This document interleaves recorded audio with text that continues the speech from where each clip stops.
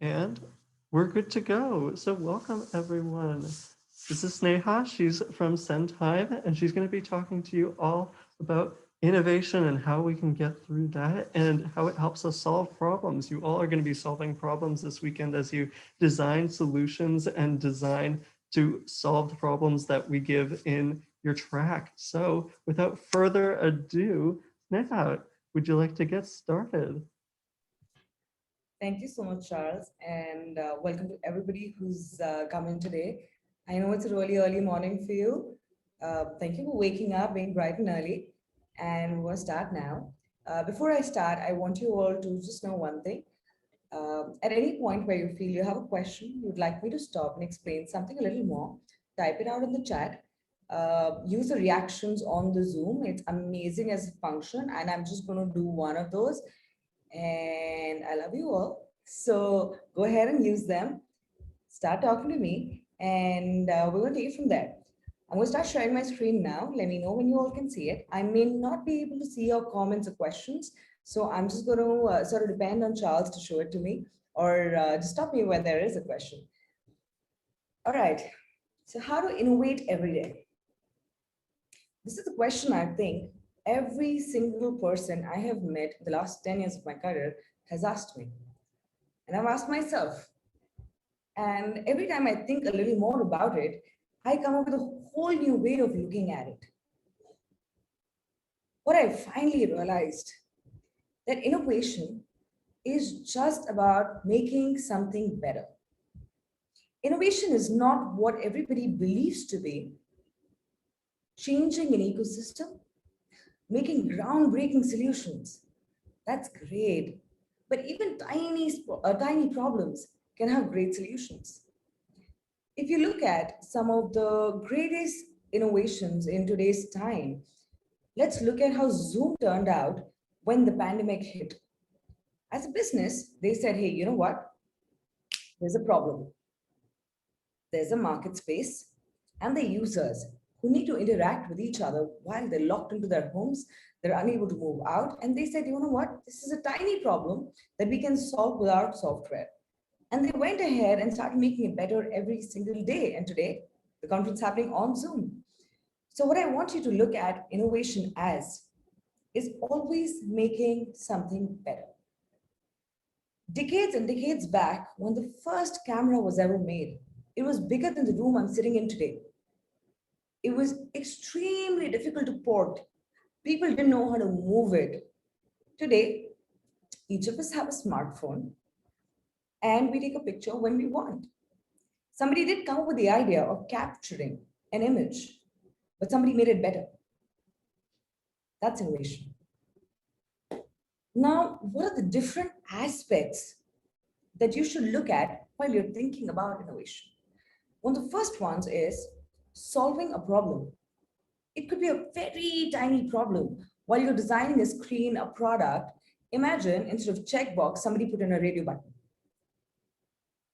It's going to kill everybody. It's going to make the users go miserably sad. But it's a tiny problem. If you solve that with understanding what do they really need, what do they expect, and you give them exactly that, you've solved a problem. That's innovation. Adapting to change. There are a lot of businesses over the years who've been extremely promising, but haven't made it. Why? Because when the market changed, when the ecosystem changed, when the users' needs changed, they did not move with the time. So adapting to change is another very important aspect. While I spoke about what users really need, every single day, you and I, as consumers, as users, change our taste and preferences. When we start accounting for these and observe these, we'll be able to say, you know what? The user's trajectory or mindset is moving in a certain direction. And that's exactly where we need to move today. That's where tiny, little, small wow factors of innovation start showing up. There are a lot of companies who don't realize that the market's always moving. It's dynamic, it's rolling, it's always aggressive, and there's competition. How do you deal with that? You need to know what they're going to be doing. You need to be able to predict what they need to do next and start there. So a quick tip here, when you start on a project and you've been given a problem statement, don't only look at the problem statement and the users. Also look at what is the domain like. And when I say domain, I mean industry. So for example, if it's for financial technology, you could be looking at what is the financial technology domain in 2021? What are the challenges this domain faces today? What are the opportunity areas that you're going to be able to discover in 2022, 2023, 2024? And that's where you'll be able to see why the domain or the industry is moving for the specific subject you're going to be designing. Then next, look at technology. What's working in technology? What are the technologies that will plateau, say in 2 years, 5 years, 10 years? What are the technologies that are available to you today? How do you scale and design for those? That's innovation. And of course, looking at the users, which is the center of any innovation that's ever happened. I am going to introduce you all to my guru, my teacher, my inspiration for innovation. If you are people from the 90s, you may relate to it immediately. And if you don't, I'm going to be sorry about putting this as a metaphor, but I am going to ask you to check this out on YouTube after my session. Wile E. Coyote. He is somebody I look up to. I've grown up watching this cartoon, and the one thing I learned from Wile E. Coyote is that he tries every single day to catch the roadrunner. He tries a different plan, he innovates, he comes up with new ideas. And you know what? Till the end, he actually never caught the roadrunner. But you know what? He also did not give up. He learned from his mistakes and he did not repeat the same mistake the next time. He tried different stunts, different products, and I'm going to show you a range of products that he designed.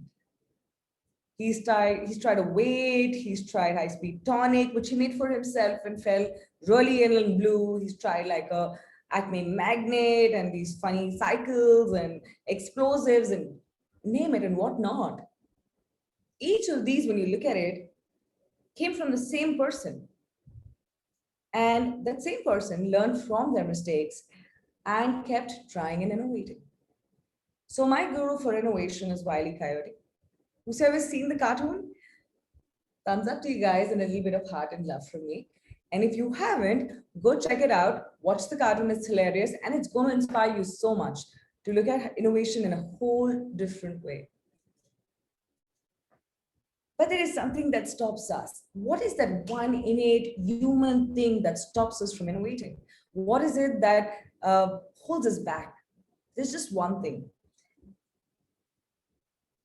It's fear.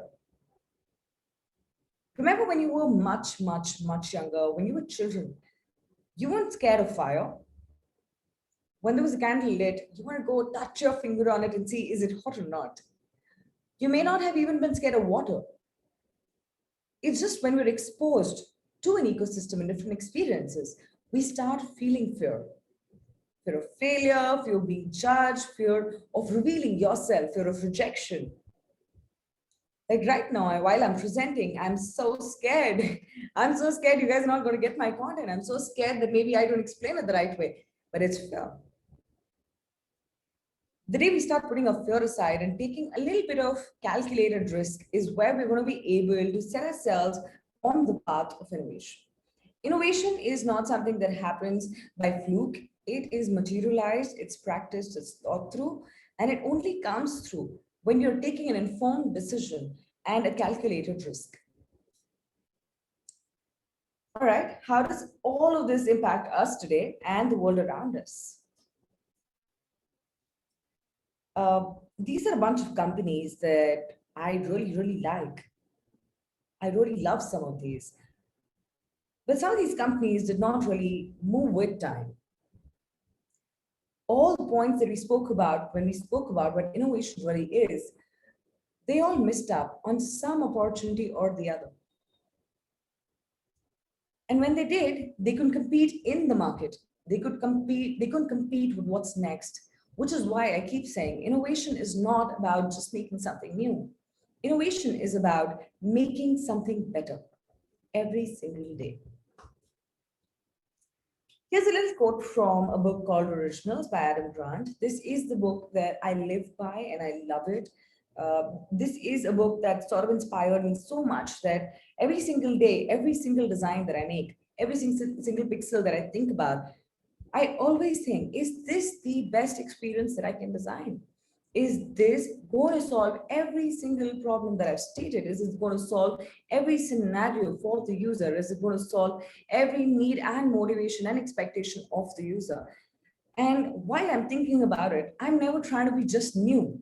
I'm thinking about it from a perspective that, hey, you know what? I don't just need to be new. I need to be better.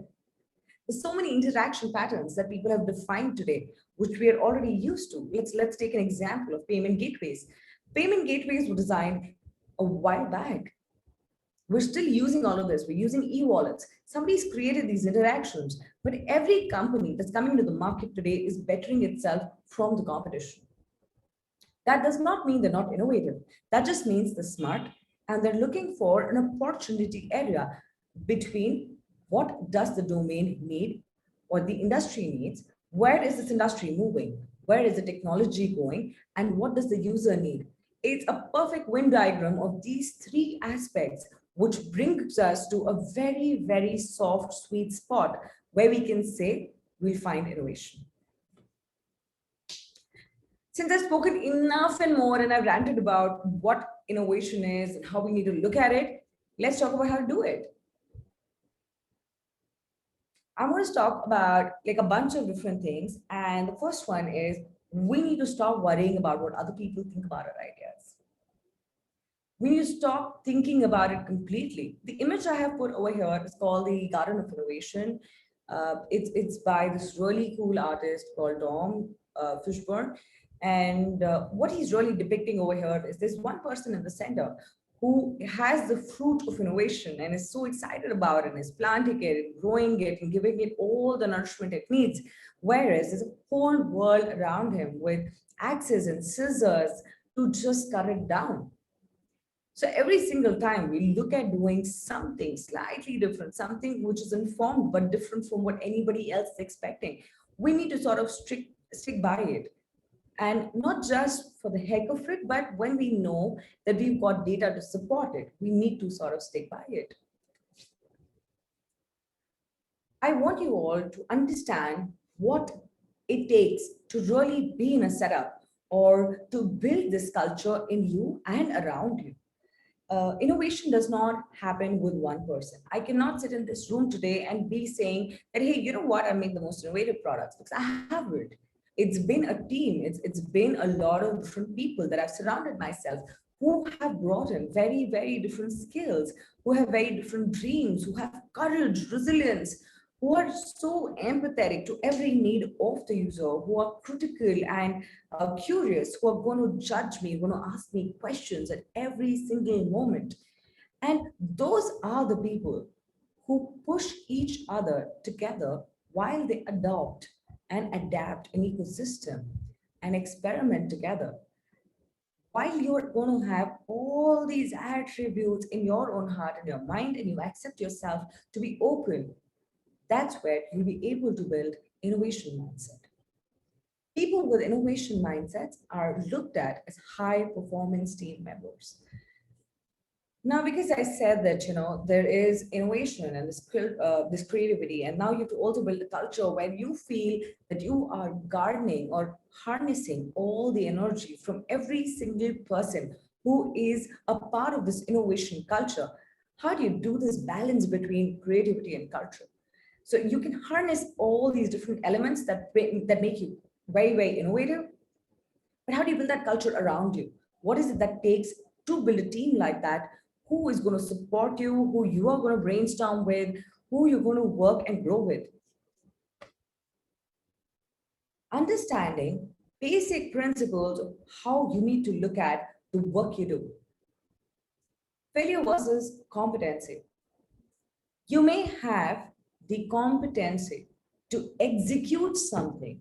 It could be skill set, it could be knowledge, it could be usage of tools and context to design. That is competency. If you have competency, you've tried your best and you fail, that's okay. I am a very proud person to say that I started a company and I failed at scaling it. And that's somehow been one of the most interesting and best things that happened to me. But that did not mean that I did not have the competency. It just meant that I tried my best, but things didn't work out, and it's okay. The next is where we're talking to other people, when we're talking to other designers, where we're talking to our colleagues, our peers, and our seniors, our juniors. We need to understand what it means to be extremely objective and candid, but we also need to understand how we create a safe environment. Creatives are sensitive. Creatives understand empathy, but while we have to sort of work in a setup like this, in a culture that we build for creativity, we have to create an extremely safe environment for our people and our team. The next one, this one's like really my favorite. Whenever you work on something, you'll always want to collaborate, which is great, but also have um, the confidence to take ownership. Be the person who says, you know what, I'll get it done. Go ahead and take a seat at the table. Don't wait for somebody to come and give that to you. The next one that I want to talk about is how to be disciplined, but explore a lot of different things. So when you're working on something, right, always start with what is the ask. If somebody has asked you to create, say, a payment gateway, create a basic one to start with. Just build it, keep it on the side, wait on it. And now start going back to the drawing board and saying, what are the problems with the current interaction pattern? What are the current problems with how it is taken care of in a certain demographic, in a certain geographical location? And then bit by bit, strip it away and reconstruct and deconstruct it again and again. That's exactly how you explore, but in a disciplined way, because you've created a version. You already have something ready and now you move forward.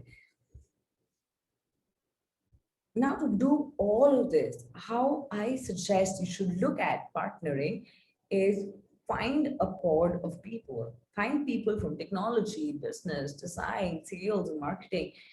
Every single facet when you're working on a concept. These could be your stakeholders, these could be your peers, these could be from your peer group, your friends. But every single time you want to work on something, open your mind to multiple thought processes, ideas, and how people look at things in a unique way.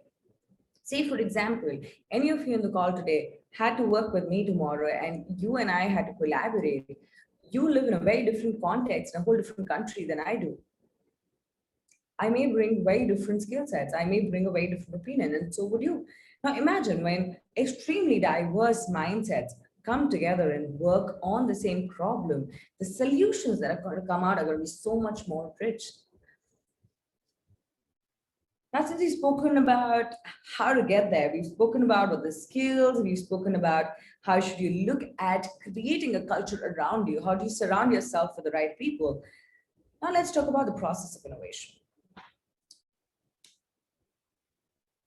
All of you have Google, type this out. This is the first page that shows up when you look for process of innovation. There's so many different ways of looking at it. There's so many different people who've created so many different, workflows, different tools, different methods, formats for innovation. And over the years, I've gone through so many of them, and I've come down to one basic point. Innovation is focused on data. And now when you look at this image, innovators, early adopters, early majority, late majority, and the laggards. Innovation is happening in early majority and the late majority, according to the curve. Because these are the guys who say, hey, it's interesting, I will try it out. And the elite majority is more like, hey, everybody's sort of been on this wave, let me try it out. That's why literally the bell curve sort of supports the statement where it says that, hey, you know what? Innovation is staggered across different zones of its execution. So when people are looking at something new, a new product that's launched, they're either skeptics or they're eager people who want to try it out. So I'm just going to go back to the slide again and say the process for innovation, every time we look at it, it is scary. And that's exactly what we get as an output when we don't understand the innovation process in detail. So what my suggestion here is to look at innovation and see, sorry about that, look at innovation and see where we can find a sweet spot. So like I spoke about it earlier, innovation is dependent on data. It's dependent on how we inform our design. Now, what does that mean? Informing your design means that you have enough information, you have enough knowledge, you have enough data that supports every single hypothesis that you may draw. It could be from a domain, ecosystem, industry perspective. It could be from the user's needs, challenges, expectations, motivations, aspirations perspective. When these two circles sort of come together, the middle point where these meet and there is an overlap and a match is where we are able to discover the challenges and opportunity areas for any problem statement. I suggest that this is where you will be able to understand and evaluate how people look at a solution that you are proposing, you're conceptualizing, or testing. At this moment, I'm going to take a quick pause and see if any of you all have any questions.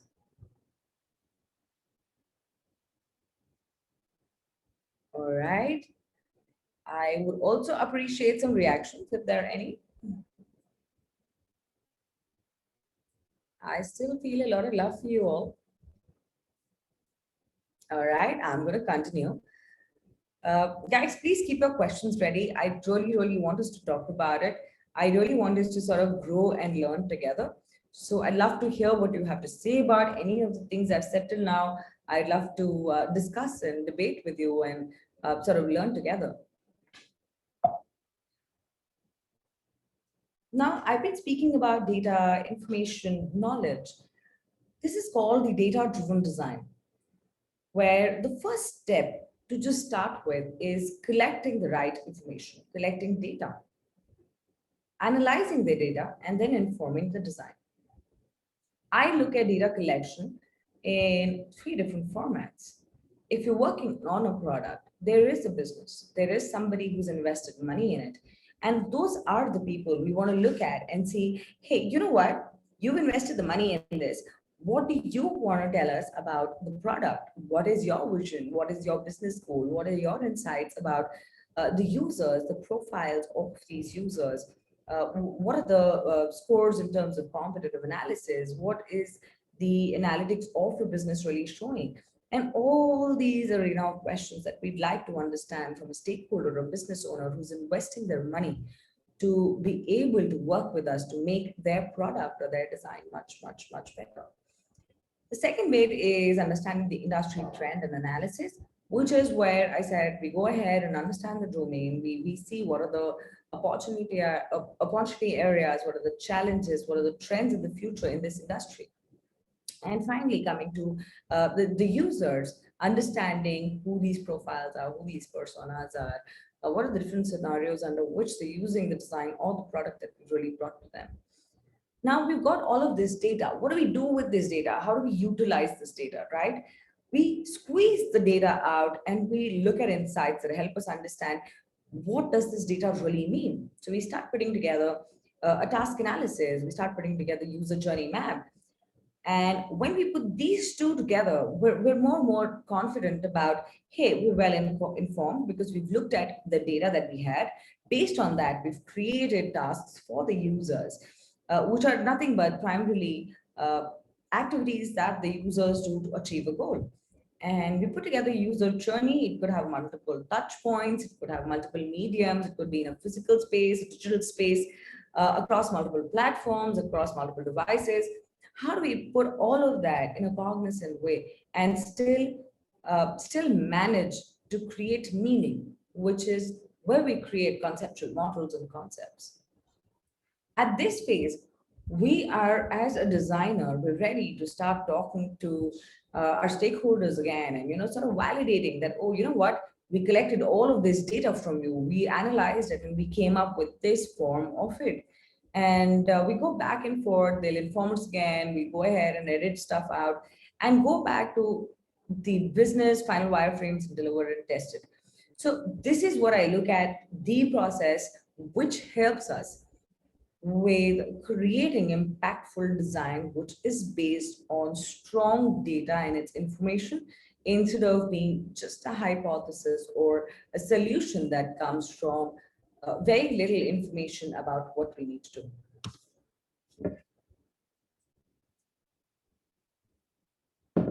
When we talk about data analysis now, excuse me, how we do data analysis is basically imagine all of this data that we collected from, say, the stakeholder interview, from understanding the industry, from the users. How do we really put this data together, and what does data analysis mean? So imagine we've got all these different sticky notes, which are different colors, different forms, different shapes, because this is all the very different type of data we've collected. Now we start creating groupings. We start seeing what sort of matches together. Okay, out of all of these 100 items of data or information that we collected, there's smaller groups of 5 pieces of data that sort of club together, make meaning together, they belong with each other, almost like information grouping and card sorting, but we sort of start putting an affinity map together.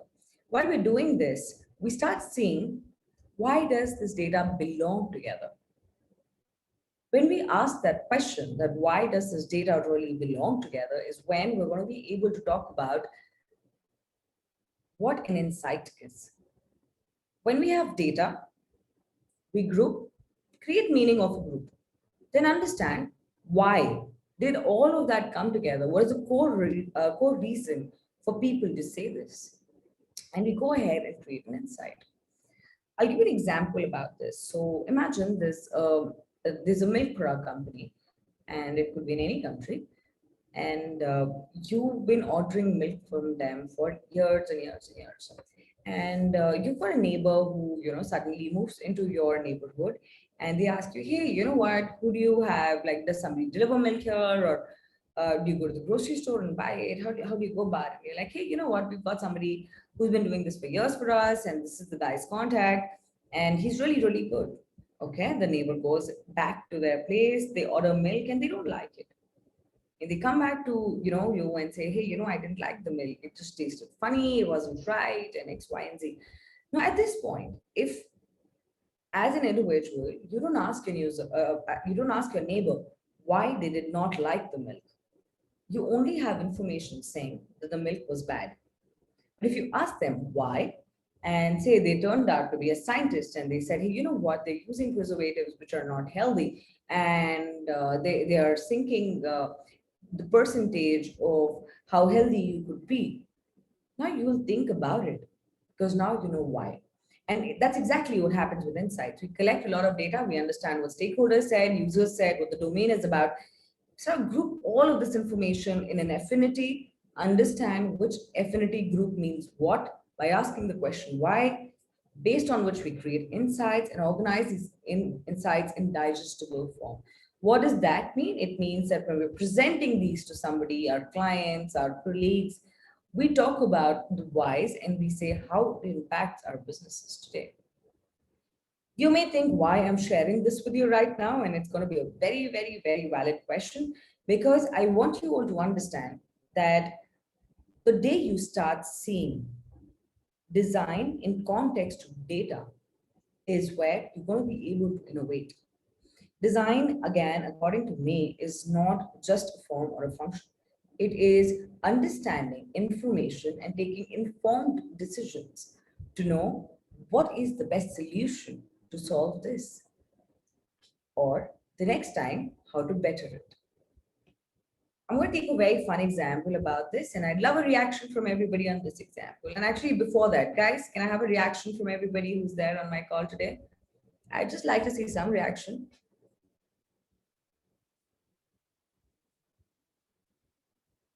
No reactions, guys? Really? We've got some in the crowd. You got to scroll. There you go. All right. Quick. Thank you, guys. All right. I am going to move on and go on to the next bit now. So we've spoken about how to do this, what it takes as a designer, what do you need to do, but how do you use this every day? Because I've been talking about so much of it, and I'm sure you have cognitive overload, massive cognitive overload right now. But how do you go about and using it every day? I use this as my model. The key to being able to innovate every single day is observation. This is usually going to be the inner circle for your own life, where you're going to be able to say that, hey, I know everything about this circle. Now, it is the outer circle where you introduce newer people, newer experiences, newer thoughts, newer ideas, and not just stick to one frame of thought that you may have heard from one person. And you start opening yourself up to answering the question why for every single detail. Imagine you walking from home to work or from the bus stand or the substation, and you see, hey, you know what? There's a poster there, and there's something really odd about it. Take a moment, stand there, and figure out why there's something odd about it. What is it that makes it so odd? What is it that you did not understand from it?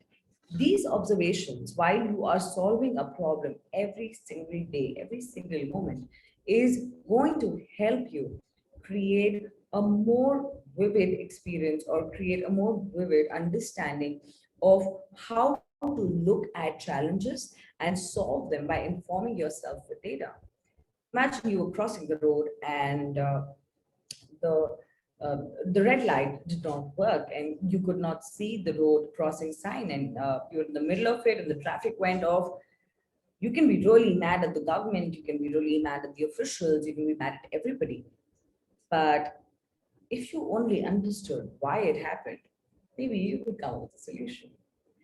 Today we're looking at the pandemic, and we're looking at how to fight it. We're looking at what we need to do. There's so many controversies, so many different stories.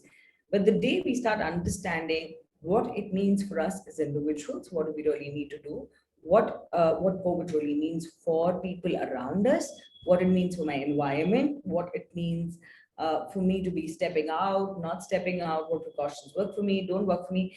All of these things, when we are cognizant and observant, we're going to start solving problems every single day. So my point here at the end of my conversation is primarily focused on the fact that as a person who wants to innovate every single day, the three things that you need: this data, cognizance about the fact that you need to be extremely observant, and third, attributing yourself with things like openness, adaptability, curiosity, passion, dreams, vision. And every single day, when you solve the smallest problems of your life, you're going to feel so much better and you're going to be able to use the same on your products. I believe innovation is a lifestyle and it starts with you solving every single problem around you every single day. And say, for example, your girlfriend or boyfriend's not speaking with you, understand why, and I'm sure you come with a solution. I'm going to quickly pause here before I move forward. And actually, this is the sort of end to my presentation, but I want to open it up to question and answers and see if you have any questions for me and take it from there. Looks like we have a question in the chat right off the bat from Veda. Do you have any tips how to engage stakeholders when you feel stuck or others are not used to innovation and getting outside of their usual thinking? That's an amazing question. So I feel that one of the best things to do before you start speaking with a stakeholder is to inform yourself about them. Go to their LinkedIn profile, read up about them, prepare, know everything that they are doing, learn about their background, learn about the language that they use. As designers, we're supposed to research users, but we need to research our stakeholders equally. So get a feel for who these people are, what are they like. Uh, if they're if they're in a specific domain, learn the language they would be using in that domain. So, for example, if it's financial technology, you should be able to talk to them about what is debt, what is equity, what is market share. You should be able to talk about investments. You should be able to speak to them about what it means to have small scale investments for short term, for long term, and XYZ. The moment you can speak the stakeholders' language, snap, this sold. That's where you will build a rapport. And once you build the rapport, even if they don't warm up to innovation directly, but they'll warm up to the idea of at least a conversation. And I think that's the starting point. Once that is done, now how do you sell them on what you need to do? So this is where, again, data and numbers come into place a lot more. This is where we need to bring in analytics. We need to bring in data from any source where about their business and talk to them about numbers and say, you know what, you've had 100 users for the last 3 months. We're talking about coverage and conversion of over 3,000 users in the next 3 months. What does that mean for you? That means that we need to find out what is the exact problem which stops people from either joining your portal or converting as users. And that's when they'll be like, oops, my numbers are hit, my money is hit, let me talk to you. So I think stakeholders really like respond to the language of what they speak and when their businesses are hit. Great, amazing insight, especially into the business side of things. I think a lot of people don't have a ton of experience in the business. Some people do, some people don't. From designers, a lot of people fall into that category of not knowing much about business. So that's a great insight you had, great answers, great story.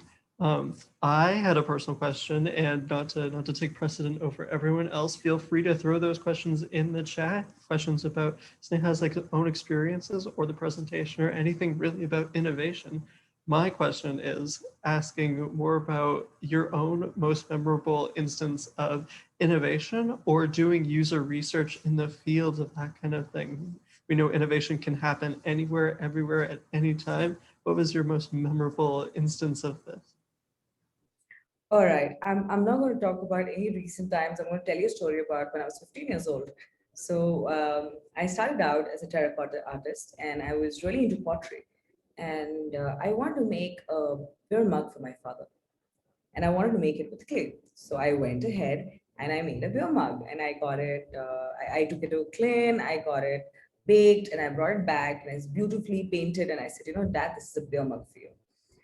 My dad was really excited. He poured his beer, the soil or the clay soaked up most of the beer. And I'm like, ooh, this is terrible design. And at that point, I didn't even know what design is really about. So I went back and I said, I need to find a solution for this. So I asked him that, what happened? And he said, the clay soaks up my beard. So I said, oh, you know what are the other solutions? So I went ahead and I dipped the mug in a bowl of water.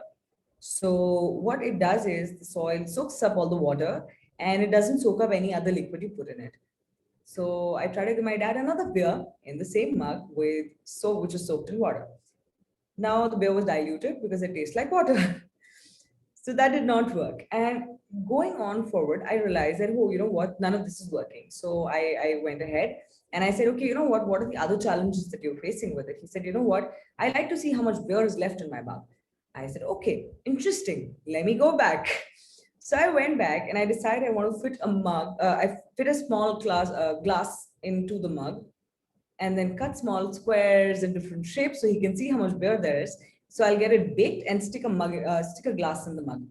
So I went ahead and I did that. And I came back home and I said, Dad, I got another mug for you.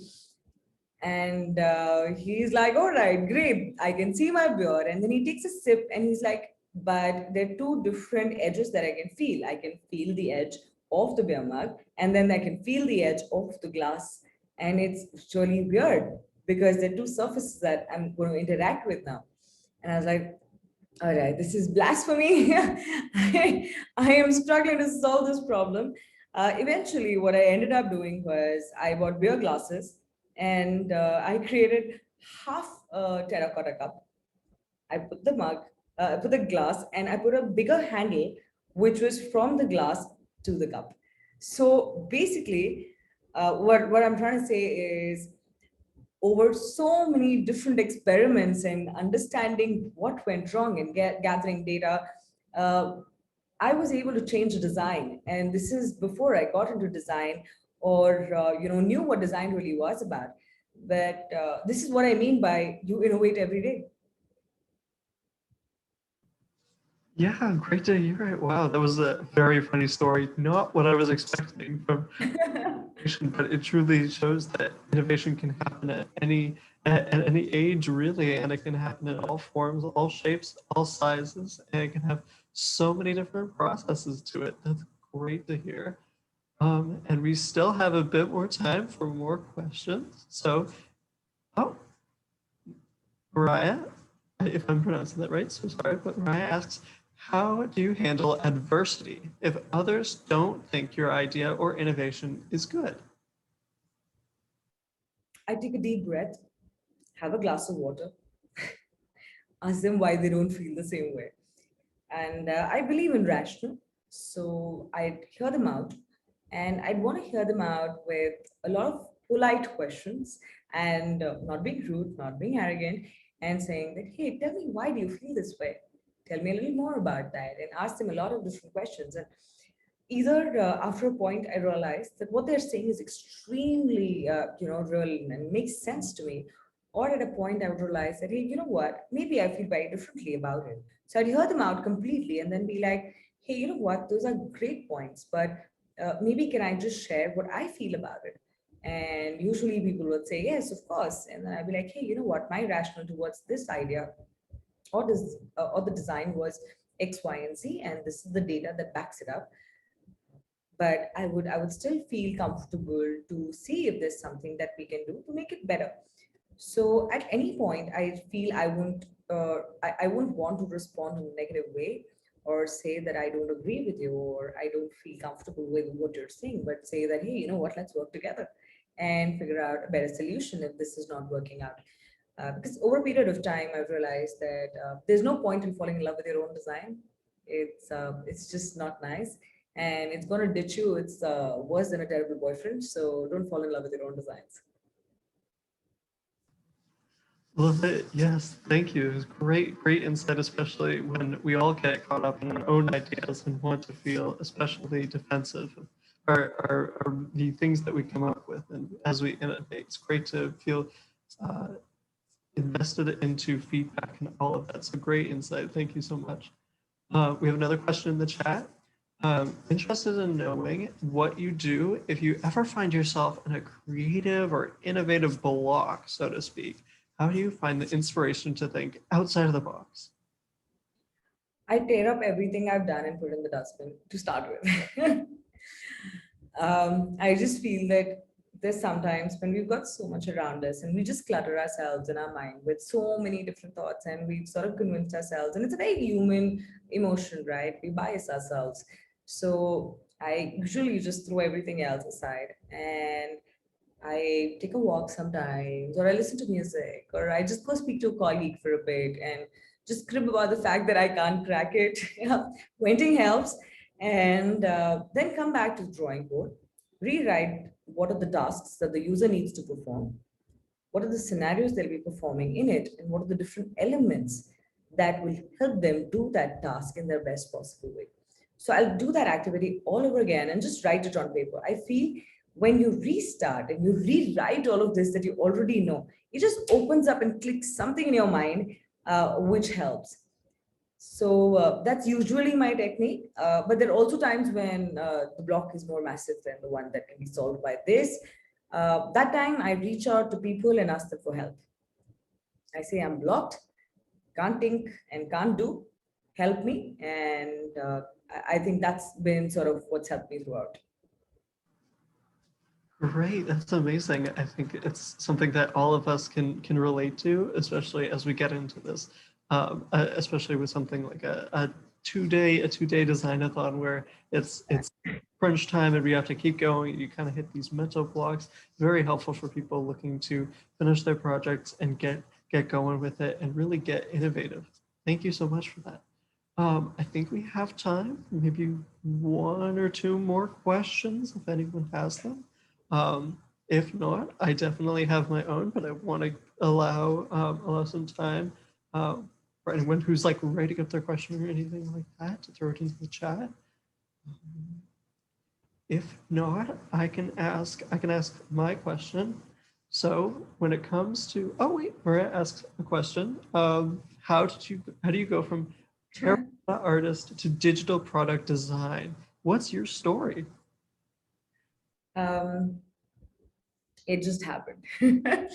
uh, that's I think it was destiny. So I started with terracotta and I was really excited about it. I wasn't great at school, so my parents always thought they're going to start a store called Harry's Potters for me, and just make me like do pottery and sell pottery. But I met somebody very interesting in a class, and it was an accounts class, and I met somebody there, and he was pursuing design, and he told me about graphic design, and I said, okay, that's so exciting, and I love to draw and I paint, so design is art, and let's do this. So I went ahead and I applied to a bunch of design schools in India, and that's when I got through, and I said, okay, I'm going to be a graphic designer. And from there, I took an elective with one of these professors at my school, and he wanted us to do information architecture, and he wanted us to design the notice boards across the entire college building. And he said, which board will have what information, design it. And we went ahead and did it, and I loved that course. And that's when I formally studied user experience design, and I moved into products. I still do paint. I sometimes go back to terracotta when I feel that I have the time for it. But yeah, that's where I got digital products, and yeah, that's my story.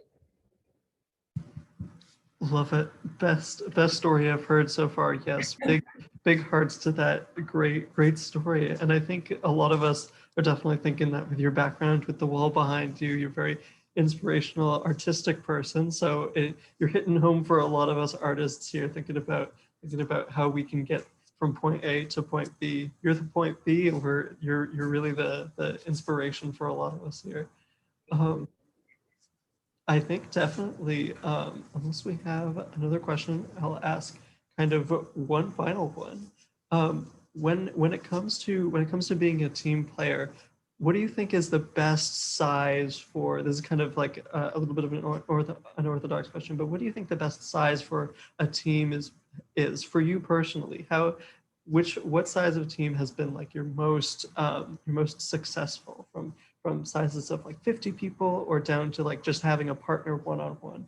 What have you had most success with for your projects?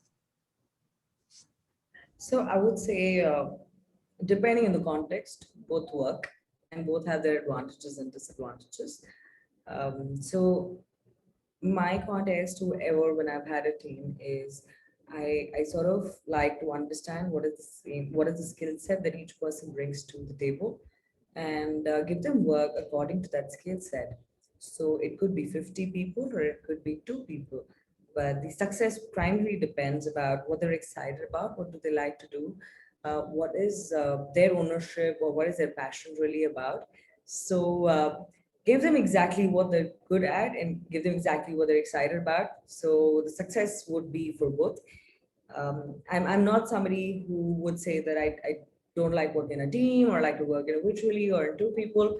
I'm okay with all setups. Just where it's a diverse group, we can all be respectful to each other, take criticism well, and be polite. And I think that works best. Love it, especially the diversity bit. One of the most important elements to a successful team and a successful project. I think that's great. Yes, hand clapping for that. Great to hear, Sneha. And I think, unless there are any other questions, I think that's a great point to round off this whole event on innovation, innovating every day, innovating for lives, problem solving, all of that. Thank you so much. And I'll point out, Veda is not here anymore. She was here with her camera on a little while ago. That means she's got an event coming up in a few minutes. So Yeah. we're ending a little early. I can kind of plug that and say Sneha's friend Veda is going to be having a presentation, a workshop in a few minutes. So we can all mosey over there in a little bit. But thank you so much, Sneha, for sharing all of your experiences, all of this great insight, everyone. And yes, thank you so much. Thank you so much, Charles. I had a really great time and wish everybody a really good luck for the weekend designathon. And thank you. I'll stop recording.